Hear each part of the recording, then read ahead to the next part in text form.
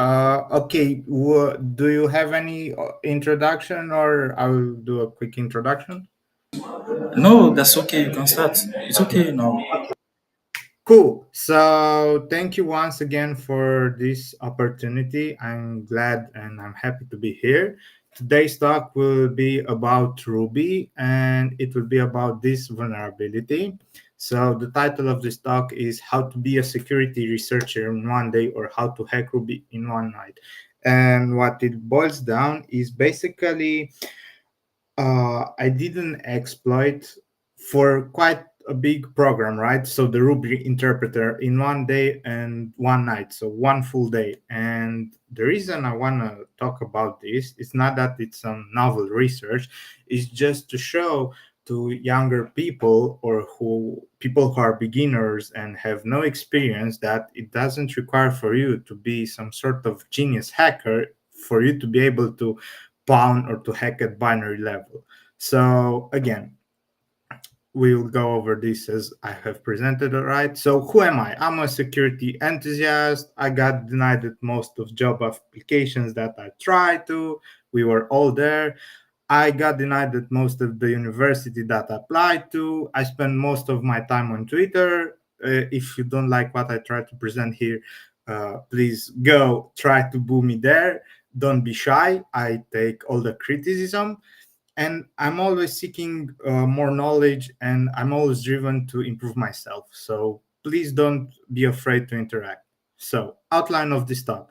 We'll talk about um, if there's any sort of mitigations in the Ruby interpreter. We'll talk about payload delivery technique, how strings look internally. I'll give very, very brief, small lecture about Windows internals, how Ruby strings look internally in memory, the vulnerability itself, and why it's not important to know anything about how Ruby works, only to know about the platform that we are exploiting it. We need to know some very minor details and we need to know the size of vulnerable object. Anything else about Ruby internals, it's not necessary in this case.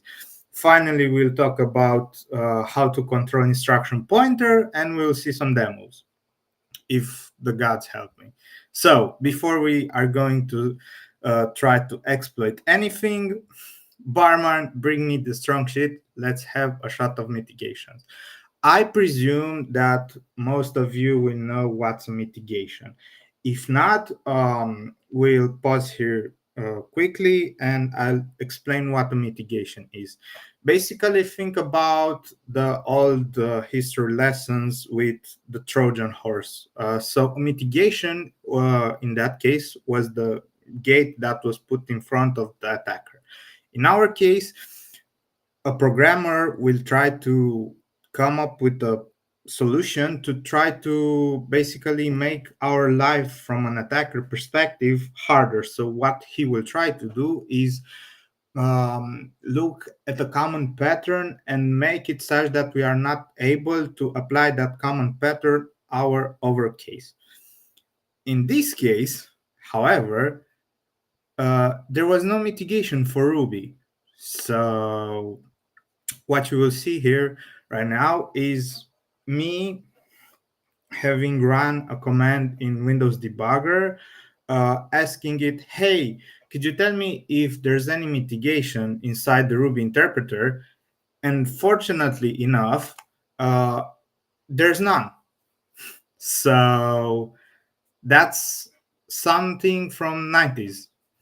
Now it even gets better as the software we are trying to exploit, it's 32-bit. And so, if you ever did any Windows exploitation, there's a payload delivery technique that's called precise hip spray, which still works on Windows 10 uh, with some minor tweaks.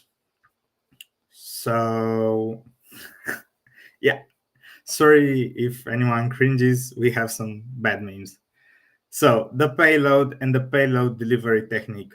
Um, If you're new to this concept, I'll explain it briefly. Please go see Coraline blog post in regards to how hip spray works. Link is at the end of the presentation. He really does a great job explaining how this stuff works. So, this method relies on the fact that we can do arbitrary allocations in a vulnerable binary with contents we control. So, what we are looking actually is for an allocator primitive. Um, I want to stop briefly here and to ask anyone from the audience or who sees if everything that I've yapped about until now it's clear.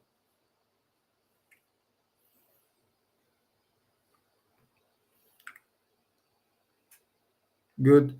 If there's nothing that anyone is not clear of, please don't be afraid to ask. So, since Ruby is a programming language, the first thing that came in my mind was strings.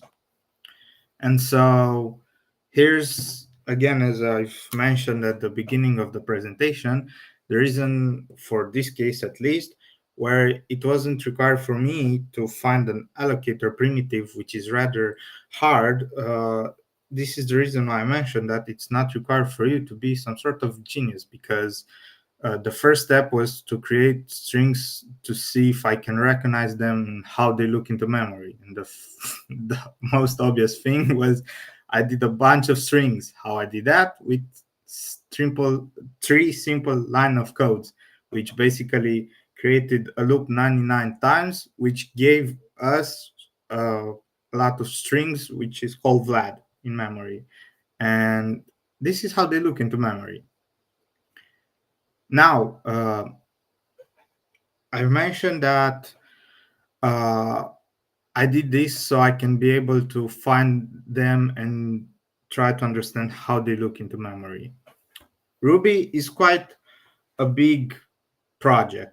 And so if you ever did any heap related Windows vulnerabilities, you'll know that among other tasks that you'll have to finish or side quests you'll have to finish, one of them is to try to find um, basically among the noise that the application does right when it starts, which requires a lot of dynamic memory to be allocated, you'll also have to find your strings. And so this is generally done with a command in the debugger which breakpoints on a certain functions, which allocates a lot of times a lot of memory. And so in this case I didn't do that. What I did was, hey, could you please tell me in your whole program memory if there's any string that resembles my pattern which I allocated. And since I've asked it very nicely, I got what you saw in this slide. Now, a little bit about Ruby internals, right? So here at the end of the chunk of the previous chunk, it's the size of the chunk that got allocated. So the memory uh, size for the current chunk. Cool. Or the memory block. And then at here, 2C101600, it's a pointer to next chunk. So this is BK and this is FD. Uh, and here you see the string VLAD, but only its hex representation. Is this required for us in order to be able to do the exploit? Not at all. It's just the fact that if you try to replicate what you will see in the upcoming slides, you will need to do some adjustments of certain offsets. And that's it's a little bit tricky, which I also didn't manage to finish it by myself. But this is a good thing to know for further research if you try to take this and abstract it and apply it on other CVs, for examples. Cool. So with our arbitrary string allocator done, what's next? A little bit of Windows internals. And so In Windows, there's a thing called VA blocks, which is a crucial part for Windows 32 precise heap spraying. These blocks are basically allocated by Virtual Alloc API. This type of blocks are being uh, allocated only when we request a size bigger or equal than 7FB00.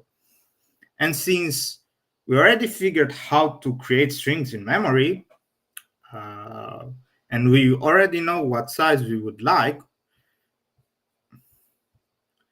I did this, which is nothing very fancy, right?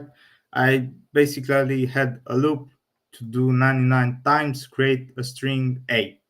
That's it, of this size. Now, going over this slide. So, precise heap spraying is an old technique which is already known by most of the people. And so the folks from Microsoft figured, hey, this is something that it's common among uh, attackers. How can we mitigate this? And so they added some randomness in Windows 10. And so there's this mitigation, which is in VA block, it's bypassable. But for today's case, we will try to do stuff on Windows 7. Okay, so this is what I got in memory. Um, so you see that there's a bunch of um, addresses which end up in 0018. You see this is the size. You see that it's allocated by virtual lock and that its contents is A's. Cool. Uh, so how does this help us? And why did I choose A here? So it's been a long time since I played with this exploit, and I just chose A here because, and specifically 1A, because it's not so much of a hassle in order for me to adjust the string and subtract a certain offset. And so going back to why, how does this help us? So there's a thing when you try to attack a big project like Ruby, for example. You want to be able to put your malicious code, in this case the shell code, somewhere in memory, right?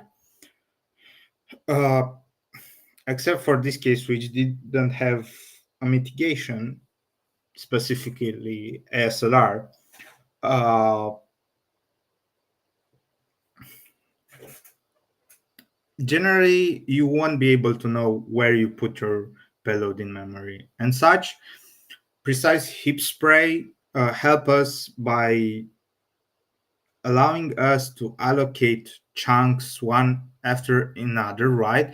And if we do this enough times, it has been proven already, which is again a known thing, that with enough time and enough allocation, we can allocate a certain specific address which we want, no matter the version, commit, or update of the operating system.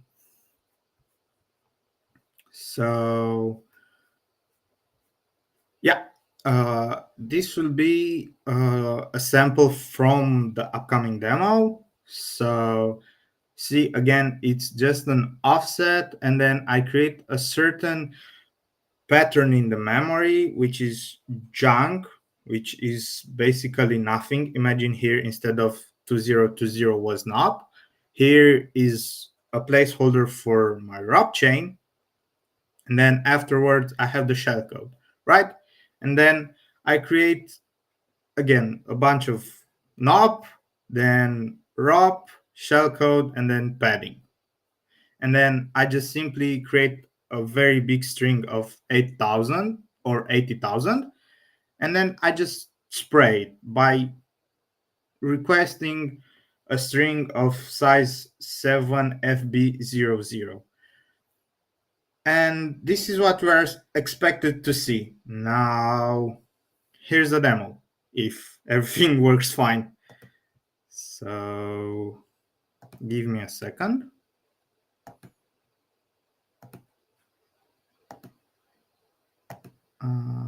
Right. Oops. I did a oopsie. Okay. Okay. Um, spray. Right. Hopefully this works. Spray that. Uh, fuck. Give me a second. Oh, Jesus. Binary Ruby.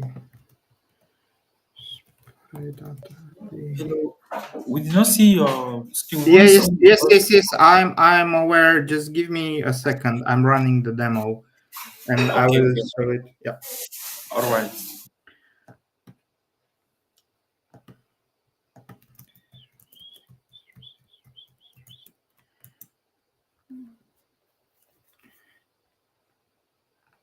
I'll go and show it in a moment. I just want to verify this um, because it takes some time to spray and have the address that I want allocated, and so I don't want people to see question marks. Okay, right. So you should see that. As you saw in the previous slide, we were able to allocate 0c 0c 0c 0c, which is the which is a common actually address, and Microsoft also implemented a sort of pseudo mitigation where you cannot allocate specifically 0c 0c 0c 0c, but in this case we were able to do it. And so what you see here is 0c 0c 0c, and then for 1 for 1 for 2 for 2 for 2 for 5, and so on. uh, and if you wonder, We still not see your screen. Only okay, your voice. weird. Okay, maybe because give me a second. Uh, Now, do you see it? Do you see the demo? Yeah, yeah, yeah. We Okay, see it cool. now. So as I was saying, you can see for 1, for 2, for 3, for 5, for 6, which was part of our placeholder for the route chain. And you can see that we have allocated 0c, 0c, 0c, 0c. Okay, or Uh, you can zoom it a bit. Maybe just it's uh, small. is it better now? Not really. Maybe all the virtual machine can zoom it. So Okay, hold on. Fuck. just Uh, a bit, not full screen. Or or maybe, and then, okay, like that's okay. I think okay. It's okay now. okay, yeah, cool. Um, right.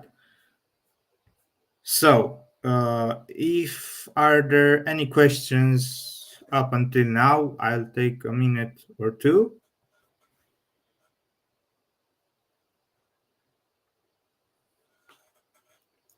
Okay. Are you open for the question right now? Huh? Are you open Ah, for the question okay, right now? okay, we can wait. Did you finish it or you No, still? no, no, no, no, no, no, no. Oh, I thought that there are any questions. No, I didn't finish it. Cool. Okay. Let's keep going, and we'll take the question at the end. So, 50% of our exploit is done already. Why is that? Well, first, we don't have depth and SLR, which are a mitigation, and for the sake of sanity, I will briefly explain them for people who are not who haven't heard about those terms. But also because we have also defeated HIPAA SLR, which is a little bit different than HIPAA SLR, not with a lot. So what's depth and SLR? So SLR, it's address space layer randomization, which basically randomizes every address in the binary at runtime. So when we run, for example, the interpreter, the addresses that are being allocated, which you saw, will be always random. And heap SLR, uh, what this relates, basically, when you do allocate memory on the heap, for example, in the case of 0C, 0C, 0C, 0C, theoretically, you shouldn't be able to do that. But we managed to bypass it. Now, about depth, what is depth? Depth is like saying to us, you are not allowed to execute any code if you put it on the stack. Uh, how is this any relevant? Because we exploit the heap. Well, no, it's not. But from what I'm also aware, aside from from not being allowed to you to be able to execute code from stack, you can't also execute pure shell code. So you need ROP. Okay, so about the vulnerability. The guys from Cisco Talos did a great write up about the vulnerability. So go check the link at the end of the presentation. They talk about in depth about the code. So uh, which piece of code internally used to create the Ruby interpreter was vulnerable and why. From an attacker perspective, there was no need for us to be able to understand that. Why was that? Because we as an attacker care only the type of crash. Luckily, the type of crash indicated by the Talos guys was a use after free. Uh, what's a use after free? For those who haven't heard about use after free, it's like the simplest term I can use is imagine that you want to remember something that you don't remember from the past and you try to reuse that. In technical terms, it's trying to reuse a deallocated chunk. I know it's a little bit tricky, uh, but after the presentation, if you want, you can talk with me more about use after freeze and how to get a more clear image about what happens here. Anyway, generally in Windows exploitation specifically, there are two types of use after free you can encounter. One type is the one that gives us control over instruction pointer, which is a calling use after free, and one which, from what I can remember, you can either craft a primitive or you can only create a denial of service scenario. That's it. And so, yeah, in order to control instruction pointer, we need to know the size of vulnerable object. So how do we do that?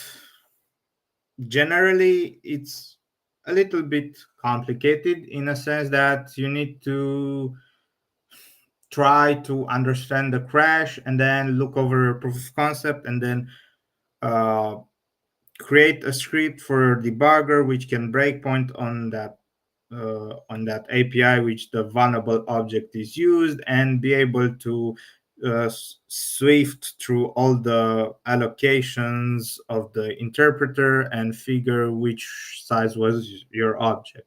Now, the way I proceeded here wasn't hackery at all, so not as I've described.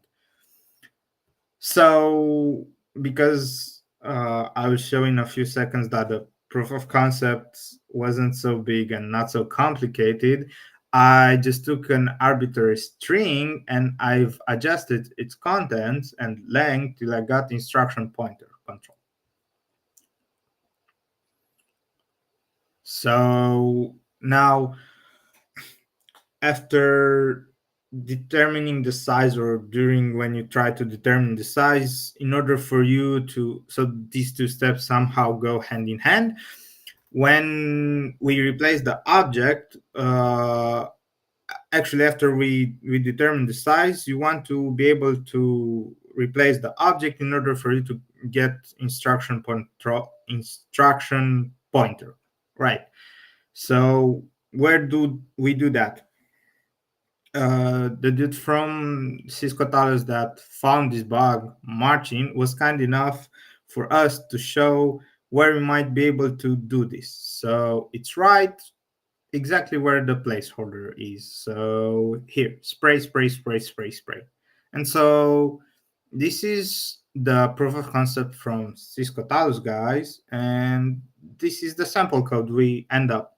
Again, I just took, so initially when I started working on this, right? I just took this string and I've adjusted this offset, which just concatenates a bunch of this string. And then I did what we saw in the previous slides, which was allocated a bunch of times. Very cool. And so what we end up is the fact that we have control over EAX, which also goes into a call. Now, for the demo, I will present you guys with the results of this and result of this, and I will talk a little bit about the difference for those who are already familiar with this concept. It will be obvious, but for those who are not familiar, I will explain it briefly. Uh, just so you know, you might not see my VM and so on a little bit. Uh,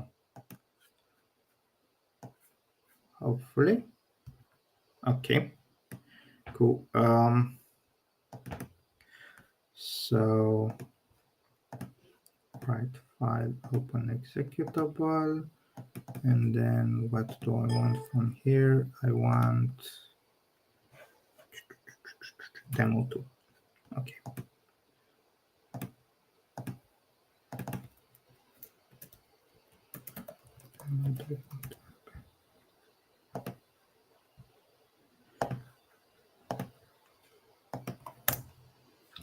Okay, so is it big enough? Is the VM big enough? Is it okay?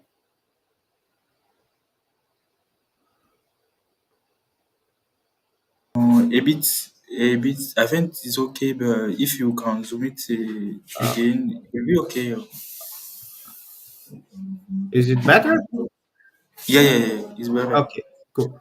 So what I did here was again take this code and run it. And here's where a little bit our job as an attacker or an exploit developer and a developer starts. So we see that we don't have control over uh, this thing, right? Because it ends in 000. ESI points to 0. So we have something that comes and the references this. We should unassemble backward and try to understand from where does this thing come.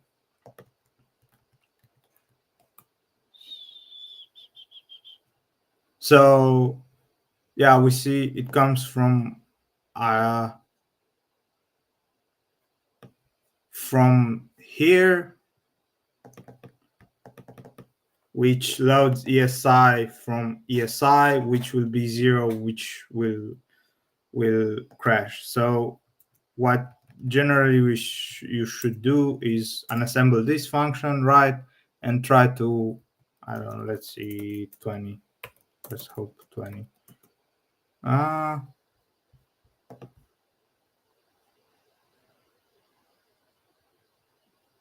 is it big enough to move?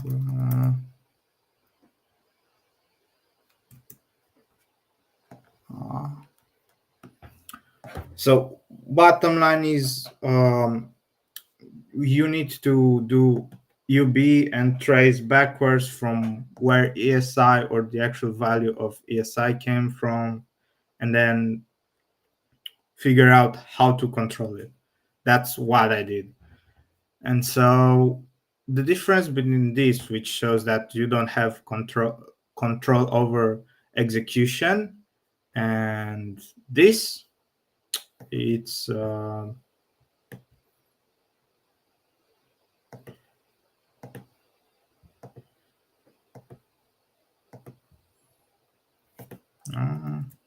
hope this works. Okay, and go. Come on, which one is it? Give me a second.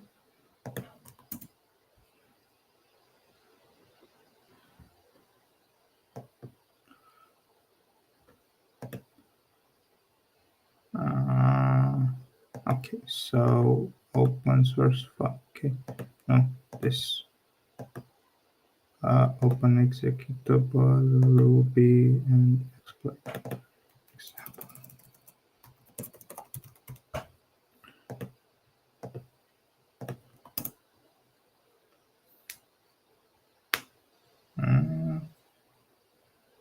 Come on, that's okay, right. So the difference between that, where you saw that 00 is not uh, something that you can execute because it will crash. Here, you can see that we were able to redirect the code to 46, 46, 46, 46, which was part of our instruction pointer. And here you can see that 0C, 0C, 0C is AIX. Now, if we inspect, we see that we can control instruction pointer. Is the VM big enough, or do I have to make it bigger? Yeah, so I think this is right, right? It's big enough. Is the VM big enough?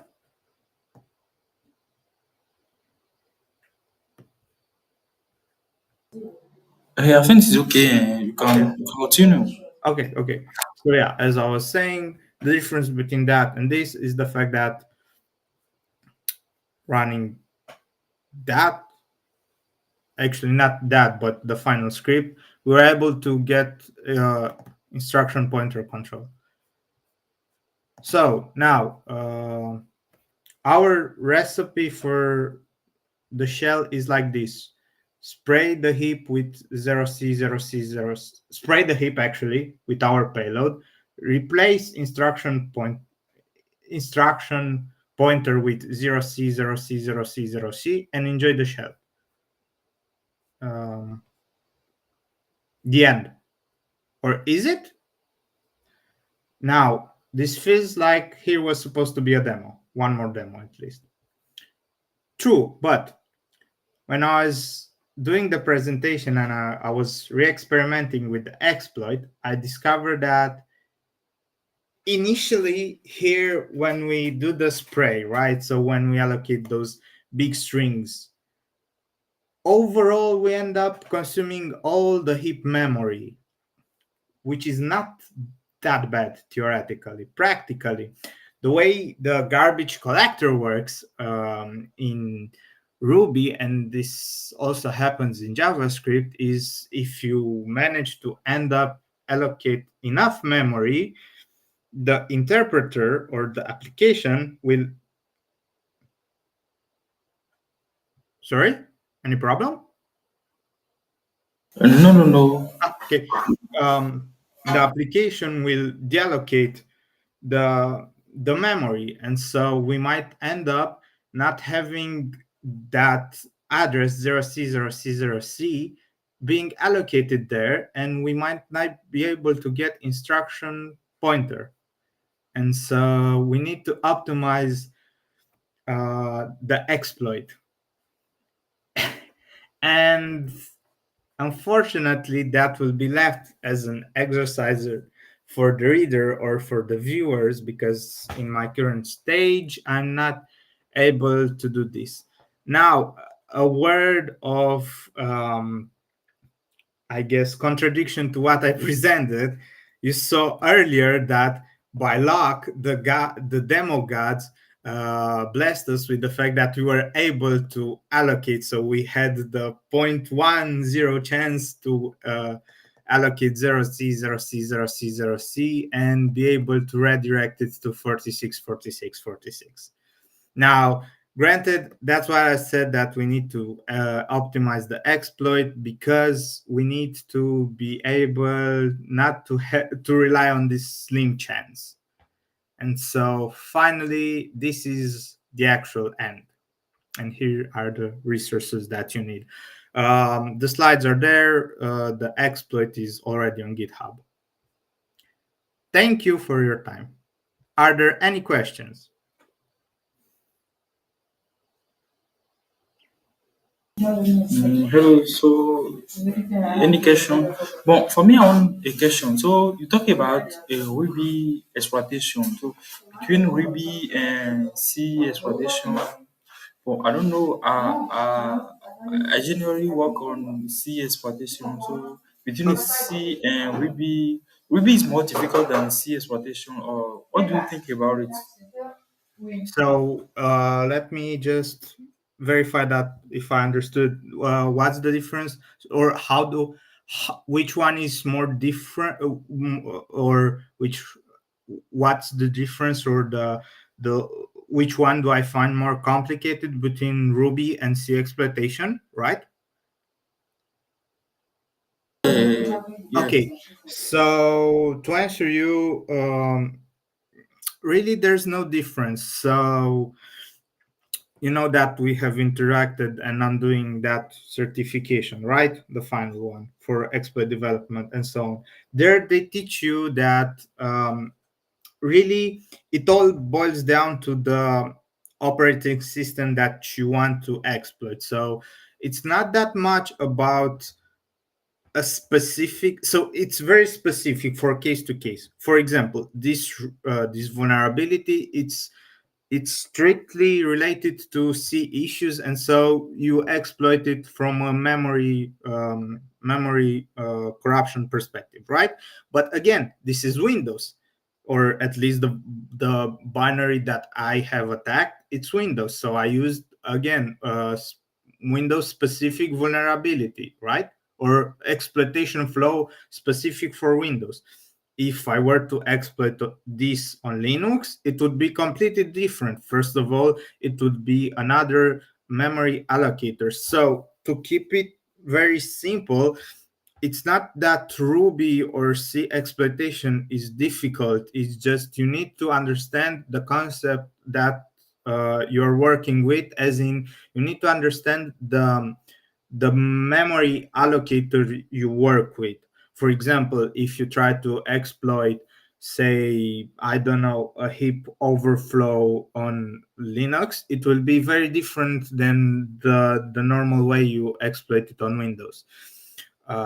Because you can do different tricks. You can, for example, in Windows, you can overwrite different pointers, right? For example, you have fast bin duplication and so on, or you can overflow the last bit from the arena, and then you can allocate a very big address, right? Here it's a little bit different, because say you try to exploit on Windows a heap overflow, then what you need to do first is be able to have arbitrary allocator, right?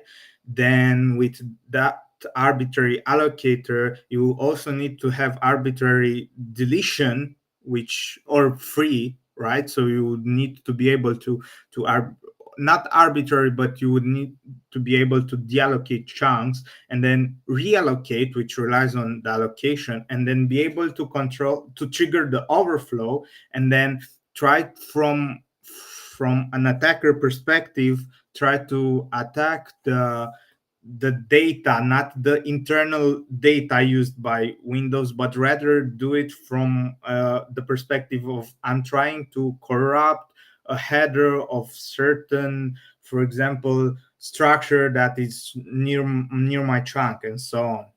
So again, to answer your question, which one is more difficult? Uh, it's not that it's whether it's Ruby or C. It's you need to first understand the operating system that you try to exploit, and then internals of it, and then to look from the exploit developer angle, whether you're trying to attack it from, I don't know, from application itself, whether you would do, because I know Ruby has some web stuff and you can do command injection and so on, but again, that's specific to the application that you develop, whereas here we attacked the actual core of Ruby, which was like the actual implementation, and here it was required for me, or it was a prerequisite for me to be able to understand how Windows works, right? So again, it's not whether C or Ruby it's complicated, it's more about the system you try to attack and how it behaves. Okay, okay, all right. Thank you. Thank you for this answer. And about the heap overflow and stack overflow, what for who would like to start to learn about stack overflow or heap overflow? What advice would like to, you can provide for this person? Like many people here right now can provide some advice from them about that, or So how to become a stronger security researcher and find a lot of vulnerability and a C program or Ruby program. okay, so if I heard you correctly, an advice for people who would like to become better security researchers and specifically exploit developers, right? And how could they learn better techniques in terms of exploitability of the dynamic memory or heap as we know it, right? That's the question. Okay, so for that, um, it really depends where they are in life and their current situation. So I'm gonna talk a little bit about my experience, what I did. It's not necessarily that I recommend it. I did this. I don't know if what I tried will suit you also, but you can try. So for me, I tried playing some CTFs when I was younger, but I sucked. I barely could do any pound, right? As I got older, there I found a platform. So I found DreamHack.io, which is a very very good platform. So I'll give it to I'll I if I don't know if I'm allowed to show it. Am I allowed to show it?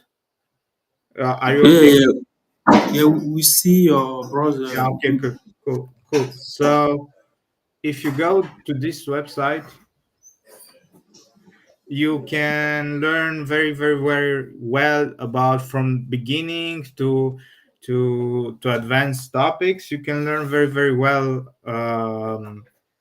how to hack, at least for the part of Linux exploitation. Now, um, there's a small problem for people that want to become better researchers or specifically target certain operating systems, right? For example, say you want to attack Windows,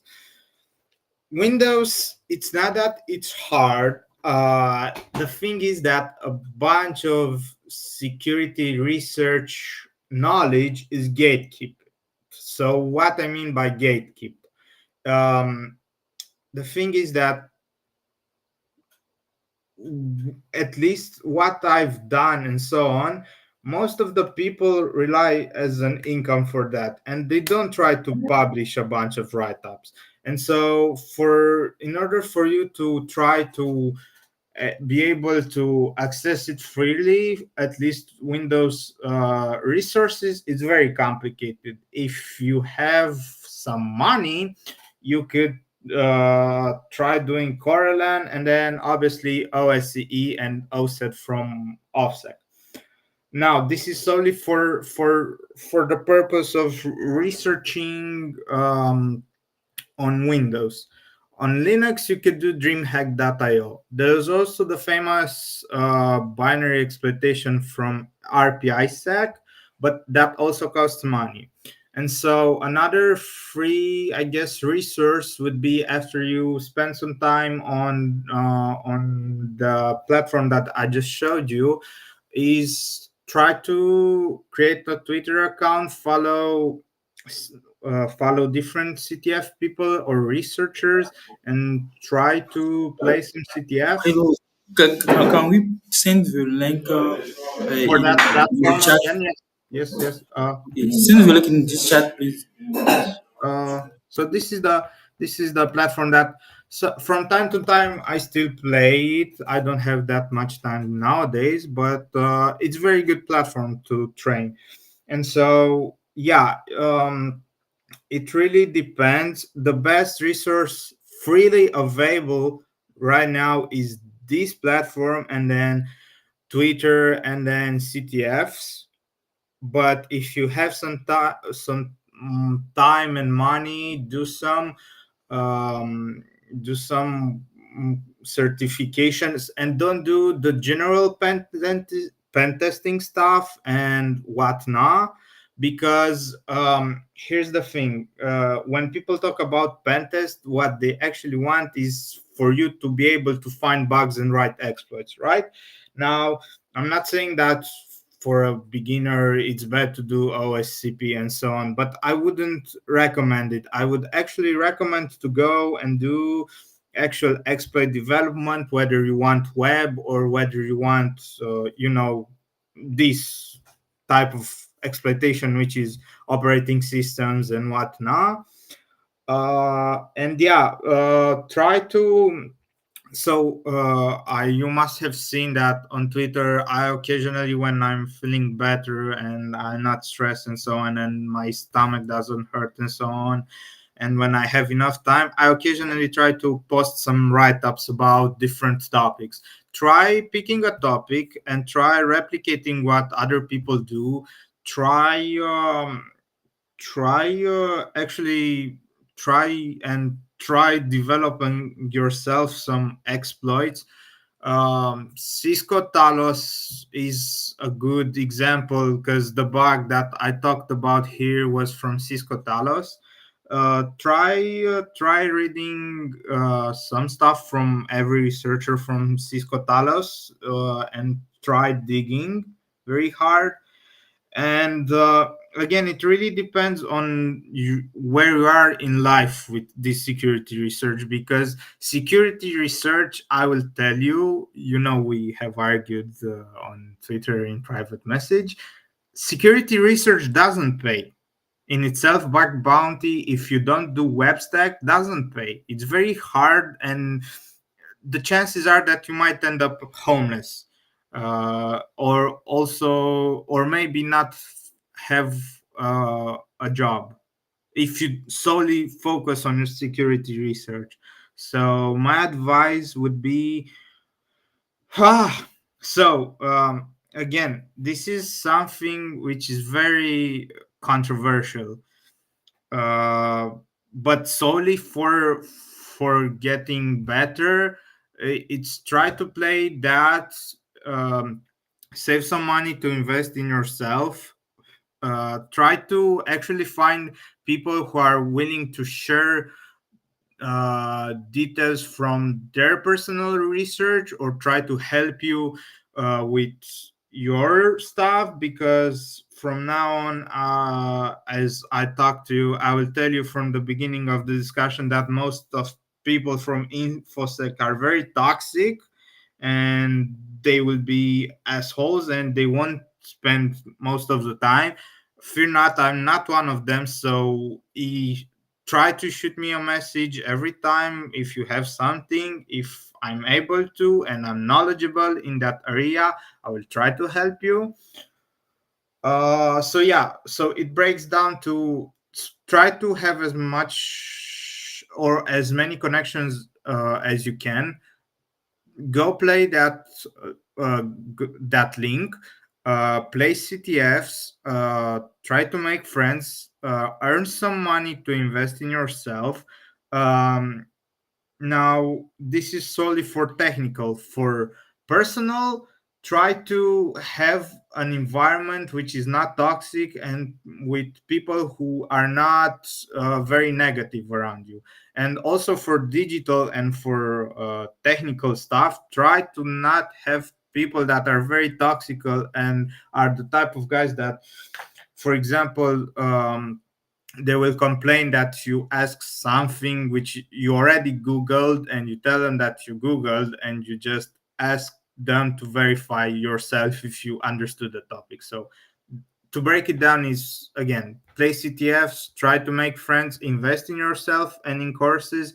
I wouldn't recommend personally to do OSCP or OS whatever. I would personally recommend you to do um, OSED, OSEE if you want to do this type of stuff. If you want to do web application, do the whole stack from offensive security if you have money. If you don't have money, play this as a starting point. It's very good. Do a lot of friends, try taking care of your mental health and physical health, as this is the most. So I would argue that being in a clear state of mind and being in a physical shape is more important than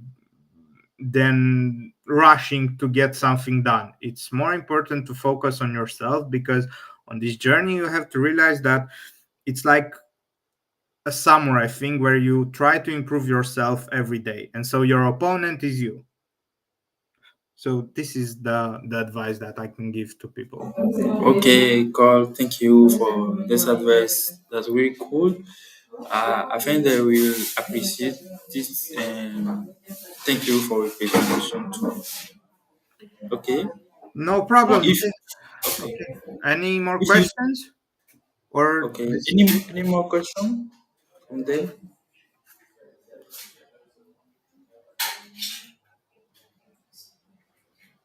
No, I think they don't have any more question. Okay, no Or problem. if you two have a question, feel free to ask right now. Bon. Yes, exactly. Feel free to reach me on Twitter, on LinkedIn. I guess people know my handles. They can complain about what I've talked. They can ask me extra stuff.